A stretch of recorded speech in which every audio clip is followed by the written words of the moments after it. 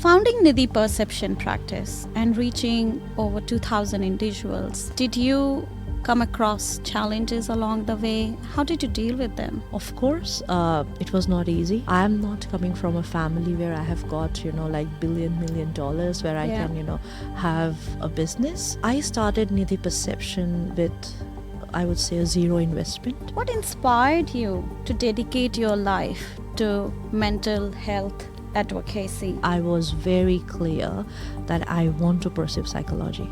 There was nothing else in my mind except psychology. What are the most common challenges, mental health challenges, our youth is facing today? I would say anxiety, overwhelming emotions, and the major one is social media.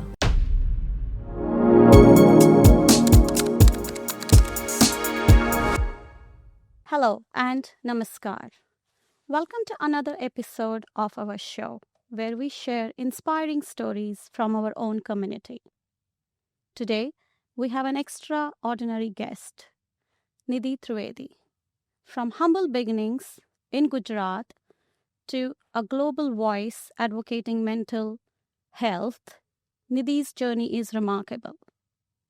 She has worked with vulnerable populations, founded her own Nidhi Perception practice, authored a powerful book, and she has spoken on multiple global platforms. Today, we're going to dive into a topic of mental health, where we will have Nidhi sharing her own experiences, her research work, and we will see how Nidhi can give us some advice, not only for adults, but for our younger generations. Thank you, Nidhi, for joining us today. Jai Shri Krishna, Nidhi. Jai Shri Krishna. This is a greeting that you perform in Gujarati when you greet someone. Jai Shri Krishna. So like in our family, we especially, always we make sure that we speak God's name and whenever someone is going out or like that. So, yes. And this is a respect for God, Krishna. Yeah. Thank you for joining us today. Thank you for, having me. Let's start at the beginning. You were born in Calcutta. Yeah. You are Gujarati. Yeah. And you started working at a very young age. Was that by choice or necessity? Of course, that was not by choice. It was a necessity. My father had a business crisis, and because of that reason, I had to start working at a very, very young age. And I was still in my school and not that much old enough. So I did not have the privilege of, waiting the time. What I mean by that is like I had, like we know that when you grow adult, you have to take care of your finances, you have to take care of your, emotional regulations, your surviving and every sorts of things. But I was pushed into it. So as a result, I was like quite emotionally mature to know that, what are the emotions of the people, because I couldn't know anything. I did not knew it. And I was so young that, at the time where you are supposed to sit with your friends, have some good gossips, talk about it, and, enjoy your life, I did not do any of such things. I was just, juggling where I can have a job, where I can support my father because I was highly attached with him. So, yes, it just came out of necessity. How old were you, Nidhi, that time? I would say I was not older than 14 years, I would say. I was around maybe 11, 12, 11, somewhere. 12. Yeah. So, yeah. That's a very young age to start working. Now, starting at that age, looking back, how did those early experiences shaped you as a person that you are today? Lots of experiences like, going in the outer world, looking at all sorts of different people. A very big challenge.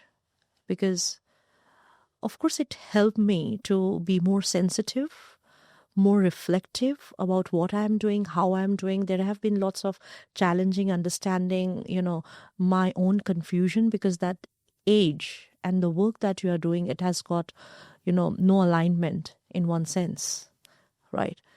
So, of course, that has been one of the most turning point in my life, where I had, you know, I've gone through lots of emotional turbulence also, I would say. It has changed me in each and every way. And that is the reason I'm able to understand. I'm being very much more sensitive to people's problem, because I know how does that feel. I'm more empathetic because I know what is one going through. You have studied psychology. You are a behavioral therapist. What inspired you to dedicate your life to mental health advocacy? Was there any defining moment in your life, Nidhi, that sparked this passion in you? 100%. First of all, I was very clear. From the beginning, I don't know what was that, but I was very clear that I want to pursue psychology. There was nothing else in my mind except psychology.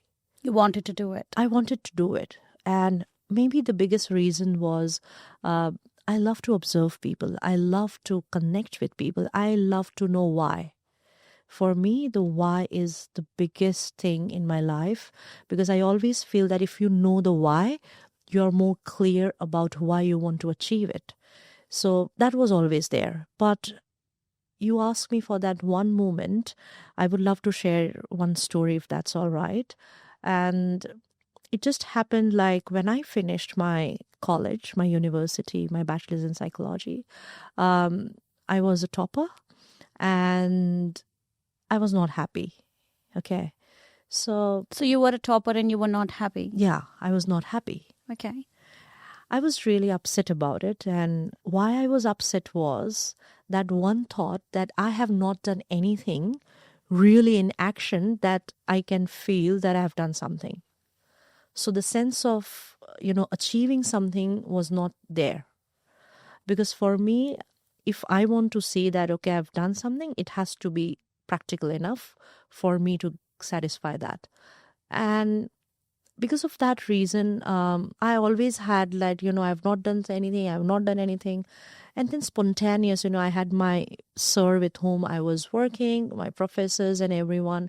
And at that moment, I just got an idea, a spontaneous one, where I said that let me do a pilot study in a hospital with cancer patients and ICU patients, where I can go and meet them for 10 minutes if I'm allowed to. So I took help of, the few adults who were around me. Mm-hmm. And, the sir with whom I was working, he was like very much supportive. And, we went through a few hospitals. No one said yes, of course, because I think it's very difficult to say yes to a new thought or idea. But eventually we got one hospital. It is still there in Gujarat. The name of the hospital is VS Hospital in Ahmedabad. And I got the opportunity to look at 200 patients from ICU and cancer ward. And I was like really happy about it. 200 patients. 200 patients. That's amazing. Yeah. If you don't mind me asking, how old would you be then? It would be somewhere around 1990s. Wow. Probably over there. And I just went to the flower shop then, and I just said that, I want to have 200 red roses with me. For 200 patients? For 200 patients. And I hired auto rickshaw. And I just went. My first day was I stepped into the hospital with the 200 flowers, and everyone is looking at me, and I'm like, okay, Nidhi, you can do it. While I was going to start, I am looking that I'm having all age groups with me, starting from a newborn child to 80, 85 years of old people, So spread it across those 200 people. Yes. And I started, with one patient, another patient, and then another patient, just spending 10 minutes with them. And what we used to do is we used to talk about everything possible in those 10 minutes. very silly, conversations like what you really love to do it, what was your passion in your life, how do you feel right now, and all sorts of different conversations.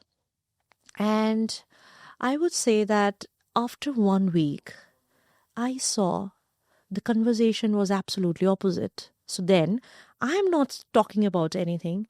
Patients wants to talk about their story. They want to start saying that, Nidhi, this thing happened in my life and I feel so good about it. They opened up. They opened up. So that was the first thing I knew, that they have started trusting me. After 15 days, I saw that there were families waiting for me. That, okay, would you like to have, lunch? We will have lunch only when Nidhi comes. That really shuffled so many things inside me somewhere. And at the end of 1 month, I had tears. They had tears. They were trying to touch my feet. They thought that I am God for them, because that 10 minutes, they said, we forgot what we are going through. We forgot that we have cancer. We forgot the pain. And that really moved me. I still remember there was one patient on ventilators. He was not able to speak anything, not able to say anything. I used to keep my hand and talk to him all the time for that 10 minutes every day. After a few days, I saw tears rolling down, and I could feel that, he's sensitive to what I'm trying to say. So he's hearing everything that I'm telling him. He's feeling it. He's feeling it. And I think that has touched my life. It has touched me so deeply that I thought that, yes, this is what you want to do. Yes, counseling. If you touch the core, you can change it. You have worked with children with autism, ADHD. That's the population that requires immense empathy and patience if you had to work with them. Has that transformed you professionally or personally? 100%. Because I think working with children, the best thing is they have got no filters. Okay. They come and tell you, Nidhi, you don't look good today. Oh, yeah, you don't look good today. Okay, Nidhi. And I just laugh and take that as a compliment that, yes, I don't look good today. That's all right. It's okay. It's okay not to look sometime good, It's all right. So they have got no filters. Yeah. I love the honesty. That I have learned. I've learned how to be honest with myself. Because if I'm honest with myself, if I'm authentic, people are going to trust you. And this therapy, I tell you, it will only work when you are honest with yourself. Otherwise, if you go to the market, if you go to a library, you get lots of books, you can read, you can be a master, but you cannot give it to someone else until and unless you're authentic by your own self. And this is what every child has made me learn. Also, especially if I look at, autistic child or ADHD child, they are so good that even though, they have their limits of, focusing at some particular activity that we are doing, or, they can't have that attention span, still they try to push themselves. I love that. They are pushing themselves in their own way.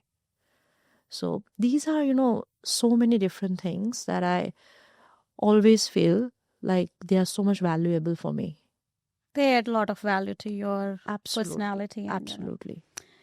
Founding Nidhi Perception practice and reaching over 2,000 individuals, as I read through your book and through your research work, you have reached over 2,000 individuals through your practice. It must not have been easy to build the practice in the first place. Did you come across challenges along the way? How did you deal with them? Of course, it was not easy, because I am not coming from a family where I have got, like $1 million where I can, have a business. So I started Nidhi Perception with, I would say, a zero investment. And I started with only one thought: why? Why I want to do it. And my why was very clear.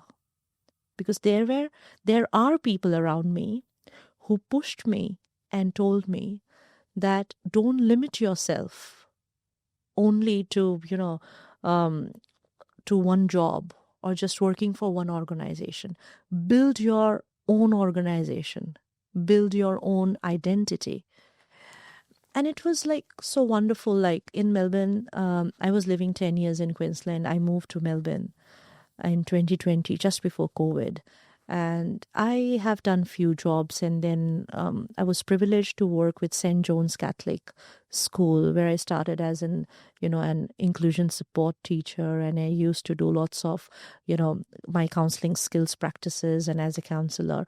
And it was so amazing. It's like hundredth year of that school, and I could see that I was the only Indian Australian, Teacher working there. over there. Yeah. And that gave me a sense of accomplishment that, wow, this is amazing. Yeah, of course. Yeah. So that also, I've learned so much from, it's an amazing school. I've never seen such a beautiful team, such a beautiful principal, the staff and everything. And that was also one of the reasons that, that made me think that, I can spread my wings and I can support and help the larger community. The criticism that she faces, because she's in the public eye, and she did mention that, yes, she does face criticism. For example, people say that she's not fair. And we all know that her passion towards the community service, we all know that how she puts her heart on the job.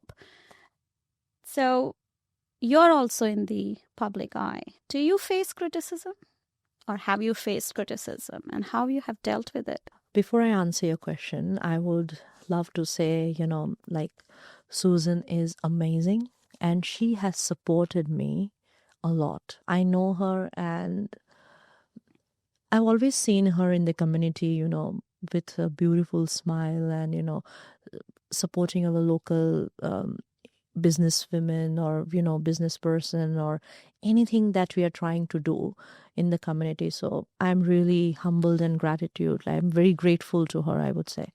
So that was one thing. But coming back to your question about criticism, 100% I do face it. I do believe that without criticism, you cannot have your growth. There has to be a friction in your life. If you see a ECG, it has to move. If it's simple line, you're dead. So criticism, You need to have these challenges. 100%. Otherwise, you cannot survive. So a constructive criticism is very important. But there is also one very thin line between a criticism, a negative thing, and a control, I have faced that since my growing age. Because I do say, like, I do come from a very modern family, but at the same time, my culture, our background of Indian family where girls are, kept in a very protective environment. Yeah. Right. So the fear of, not letting a girl child do a lot of things comes from a lot of generational traumas, right? So, of course, my dad told me that, you should not do psychology because lots of negative things can, impact your life and, you would end up having your mental health issues, right? So, but again, my why was very clear. So, and again, another thing was my necessity made me emotionally much more mature, that I knew that I want to do it and no one can stop me in doing that. I was good in music also. I've learned classical music. I've done lots of stage programs and, national award winner in music and everything. My dad said, not even a musician, not even a singer. Why? Because again, that's a messy place. So they did not want to go with psychology. They did not want you to go with singing. Yeah. So what was the profession they want you to So they go were with? like, just do a mainstream, like, just a commerce background with some accountancy or something, a normal So back studies. office Because, admin jobs. yeah, because for at that moment, job was not a big thing for a woman to do. It was like, That's okay, if you get true. married, you can be a housemaker. You don't have to go and necessarily work outside, okay? But again, my thought process were very clear. I said, no matter what, I'm going to do it. But to do that, I had lots of hiccups, lots of, criticism of my abilities. Like, I might not be doing good. My skills have been, questioned and everything. But I knew that if you want to change that narrative, you need to keep on focusing towards what you have decided as a goal. So my criticism started at that moment. And again, when you are growing, anyways, you have got people who might tell you are not good, or maybe, you need to do this. But then I love to filter it off. I love to filter the things off. That's a I really don't. good I point. sometimes I just keep away. I get lots of information, but I don't indulge myself into it because I know it's not going to be productive for me. Let me be more focused on what I am doing. Is there any specific criticism that you face currently? That I'm too much career oriented, and I am, too much into my career that I don't take care of my family. So I know the people who are saying so are just looking me from their outside world, right? They don't know what I am doing. Susan and I also talked about if you're doing things, criticism will come on your way. 100. But if you're not doing things, criticism won't come on your way. So Yeah. I think it's a choice that we have to make. Whether you want to do things, fine, we will deal with the criticism. There's another way not to do anything then. So there will be no criticism. If there is no criticism, it means you are not doing anything good. You're not doing anything. That's true. I totally agree with it. Yeah. And when you are doing criticism, it means you are doing really something amazing that people are forced to look at you. And also, there is their empty space that they are trying to fulfill By criticizing you. by criticizing you. So that's all right. That's all right. So here we can filter that. We can just... Yeah, we can just filter it. Because if it's a constructive criticism, I would say we should take it. bring it on board. Yeah. 100%. Your book, The Lives Inside Our Head, explores mental health deeply. Why did you write the book? What compelled you to write it? So there was no idea of writing a book, first of all. Okay, there we go. The thing about writing is such, like, I love to write. Since I have understood since my school, I love to write everything. And I was also a student that was picked in the classroom, also in the college, because of my good handwriting, that you write all the things on the blackboard and children are going to copy that. So I was one of them.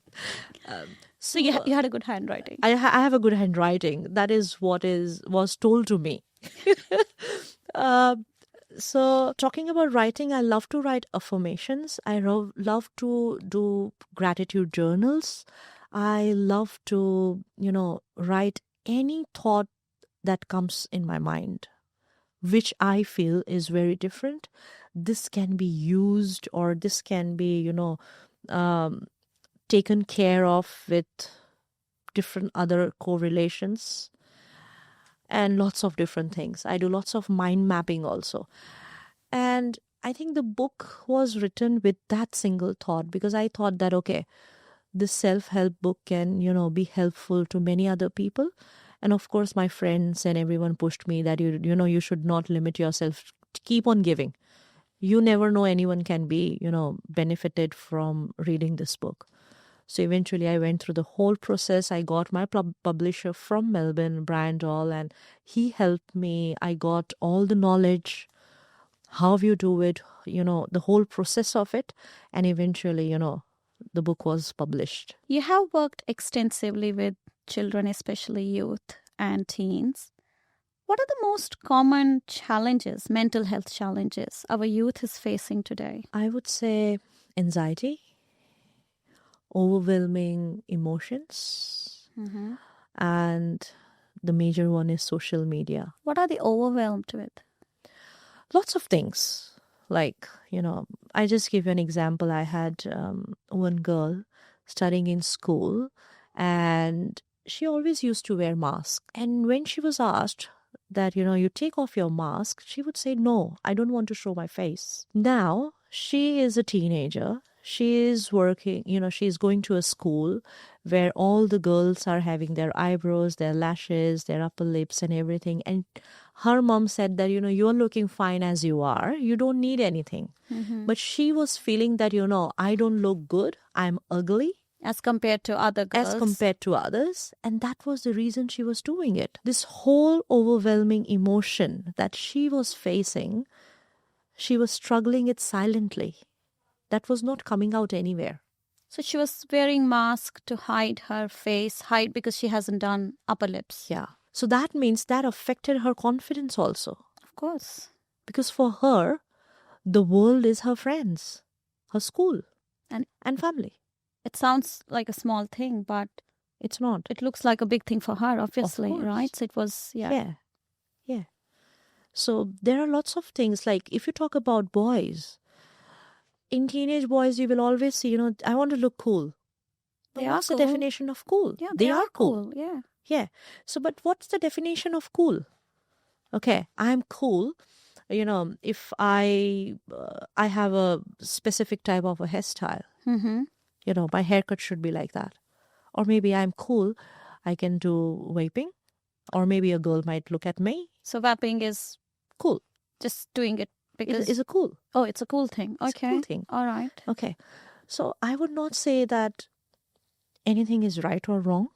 Mm-hmm. It is just clarity, your influences, your environment, and lots of different things play a role. And especially when I say social media, it's like a big illusion world because everything is perfect over there. Oh, everything is shining. Yes. It's all perfect. People want to show that, okay, if I'm having this brand or if I'm wearing like this or maybe if I'm looking very good, that is what, everyone is attracted to. Because ultimately what everyone needs in this human body, to be more than what you are right now. So I want to be more than what I'm right now. And they see it on social media. They perceive it that, okay, I have to follow that. I want it to be. Yeah. And that is the whole illusion world. But that illusion is so much realistic that you don't know. You lose yourself. If a young person is feeling anxious or overwhelmed, what are the few steps that they can take to feel better in that moment? So, the research and study says that breathing is the most powerful tool that a human being has. Okay. So just breathing. Breathing.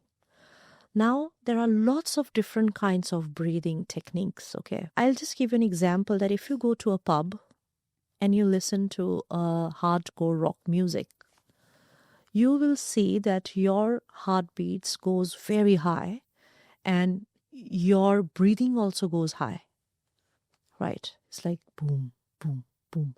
You are feeling those energy, right? But see, for example, you are in a meditative room. You are sitting in a calm space. You will see your breathing is very normal, very down, less than a normal. The pace is down, right? When you are anxious, your brain neurons needs to be changed, redirected. The pattern needs to be redirected. How you can do that? The very simplified way is 4 seconds in, 6 seconds out. Breathing. 4 seconds in, 6 seconds out. See, for example, there are lots of maybe people who would feel uncomfortable that I don't want to do, don't want to do breathing. That's a very common thing, I don't want to do it. It's not effective on me. Okay, then what you can do is, there is another thing which is called grounding technique. You can touch the soil. You can, touch a plant or a leaf. You can look at the sky, disconnect yourself, and then come back to your present. What happens is, you are disconnecting your brain from that thought of anxiety, and you are connecting yourself to something which is nature. So how long that touching should happen, Nidhi, to disconnect? Few seconds. Few seconds. Okay. Few seconds is fine. Because a thought needs only seconds to get disconnected. Even if you close your eyes and ask yourself that, why are you panicking? It will go. It's like a bubble. It has got no answer. And the third thing is, if nothing works, ask for help. So you should not hesitate. If you are having any anxiety, there are lots of services where professional, counseling sessions are done with confidentiality, where there is no judgment, and you can go there. Do you think youth don't ask for help because they feel that they would get judged? 100%. Even adults. Even adults, yeah. Yeah. Your brain always tells you that this person might be looking at me like this, so I might not be good, or maybe this person is looking like this. Every time you are in that zone of proving yourself. Nidhi, you are trained in CBT, which is cognitive behavioral therapy. Yeah. And you're also trained in resilience strategies. How can these approaches be adapted, especially for our teenagers who struggle to express themselves? Very simple. Long stories never work. So it is very important that you break down the whole process of CBT into chunks. And at the same time, if you connect youth with storytelling, they love stories. They love stories which are realistic. Be it a child or young teen. Oh, yeah. Okay. So there are lots of social stories that I, come with my own self according to the client. I would share that, I had one girl who is now in school, but when she was in her kindergarten, she had a challenge with a lot of crying. She always used to feel sad for everything. And she would scream and no cry. matter what happened. No matter what. Okay. Even if a baby cries, she would cry. If mom tells her that, okay, you go and drink some water, she would cry. Because she wanted to do whatever she thinks is all right. So there was no concept of happiness, no concept of smile. Okay. So then what I did was, I would just change the name of the child because of confidentiality. So I would just go and tell, okay, Ella, would you love to come with me and let's go and find happiness? And she would hold my hand. We would just go, okay, let's go and see under the table. Do you find happiness? Oh, no. Can we go under the sky and see? Can we find happiness? No. Okay. Can we go and play Play-Doh? Do you find happiness? And she's like, yeah, I love. So this is how I introduce the concept of what is happy. So whenever she gets upset, I reinforce that in her whole system, that whenever she gets upset, she was like, let's go and find happiness. I need to find happiness now. Oh, wow. So did you see? That whole thing changed. So these social stories are very strong. And they bring a lot of change. Through your research and through your work experience, have you identified what we should stop doing or what we should start doing to achieve that healthy mindset, mental health balance? If you can give us some tips on it, what as an adult we should start and stop doing, and also for our youth, what they should start and stop doing to achieve that mental health balance. For adults, I would say stop comparing. Stop comparing to others. Yeah. Yourself to others. Yeah. Why you want to compare? And start trusting and loving yourself more. There is no need to compare. You are beautiful the way you are. So you're saying you will achieve mental health balance 100%. if you start comparing yourself with others. 100%. There have been so many families, if you see, parents, they want to put their child on the spot and say, okay, can you say 1 to 100? Did you see my child can say that? And the other parent would feel, they will go home and say, our child does not know that. So what have you created there? Let your child blossom in its fullest potential rather than you putting your fear into that child. Don't make him competitive when he's not in that lane. Let him grow. So I feel adults should not compare. I have got lots of women coming to me and saying, we are in our mid 40s. We are going through lots of perimenopause and lots of different things. We are becoming fat. And my friends, they judge me because I'm fat. Look at that. And that's taking toll on their mental health. 100%. You're going through lots of hormonal changes. You're going through lots of influences that is going there. You are getting confused. You already have got lots of emotional dysregulations. And from there, someone is telling you that you don't look good. So I would say, again, criticism. Only take the constructive one. Filter off out. Love yourself the way you are. If you feel you are fine in this body the way you are, absolutely And you're fine. You're fine. Because that is healthy. What about youth? For what should our teen stop and start doing? The teen should stop thinking that I'm perfect. Because in this world, nothing is perfect. You mean they should stop thinking like they know it all? Yeah, they know it all. No. And what they need to start is ask for help and be a learner. If you're juggling with anything, speak it up. It's not a big deal.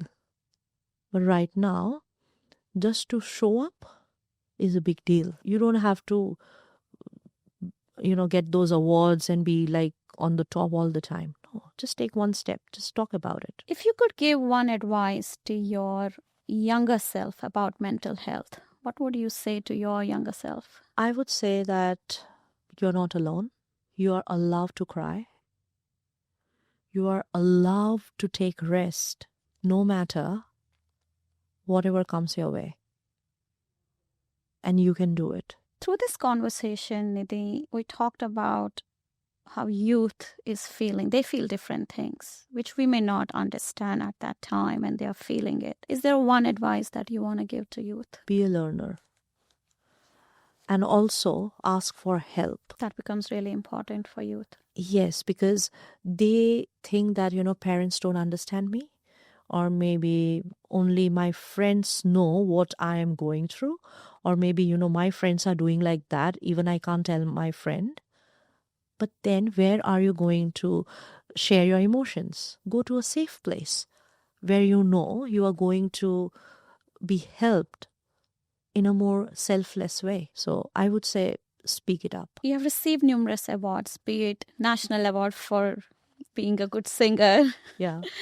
Or numerous awards for your work that you've been doing here. Looking back, what does success mean to you? Success means to me impact, not numbers. I believe if I can touch anyone's life, even with a smile, who comes to me, that is success for me. And that gives me a sense of, satisfaction at the end of the day that yes, I get really, disturbed and uncomfortable if, for me, sometimes if I get a very complex client and if I don't get the way out, I would not be sleeping. I'm still working how to, I juggle into myself and I still work that, how I'm going to help that how to break particular, the pattern. Yes, how I would do that. And once I achieve it, I tell to myself, yes, I did it. Yeah, so I love that. For me, impact is the most important thing. Would you agree success is not a solo journey? And if you had to share your success with someone else who may have supported you selflessly, who would that be? I have got, a few people who have been standing with me as a pillar. The first one, I would say, my boss, when I was young. He's sitting today in USA and he texts me when he sees me doing wonderful job that I was talking to him back when I was young, that, I want to do this, I want to do this, I want to do this, and one day I will do it. And he used to tell me that, I feel so proud to see you that, Nidhi, you are achieving what you were thinking about it. He must be very proud. He's the one, I would say, in our, my culture, we say like a guru. Guru, yeah. Yeah. I can never forget the way he has supported me because I've learned a lot of things from him. I'm always grateful to him for everything that he has done. Next comes my parents, because if they had not challenged me, I would have not pushed myself. Constructive criticism. Constructive. So I constructed beautiful things because of that criticism that they gave me. Yeah. So I feel I have pushed my challenges. The third one would be my friend and my business partner. And he is one who is as strong as a pillar for me, because I would say he's one of the critic. He would always tell me, Nidhi, this is not right. He would make sure that, I sometimes cry. But then I'm also in a denial state that no, I would just fight like, this is right. He would say no. But then eventually I take my time, I do understand, and I say that, okay, this is right. And I think today Nidhi Perception, because Nidhi Perception name is also given by him because he always tells that, your perception of looking at the world is very different. Right. And I think today Nidhi Perception is standing. I would give the whole credit to him because he's the one who has struggled day and night to make me learn what I never knew about business. And also, making me more stronger enough to face everything. And also my husband, because he never stopped me for any studies. Like, I always wanted to study. And he said, go and study. So I feel if I'm not skilled, if I don't have that experience, if I don't know what I'm learning, I would not be able to serve that. So that is one of the most important part, because then you have your family, you have your children. You need to educate yourself first 100%. Before you serve others. 100%. And lastly, but not the least, my children, they always tell me, even today they told me, don't worry, Mama, you will do it. Wear this clothes. And you are rocking it, Nidhi.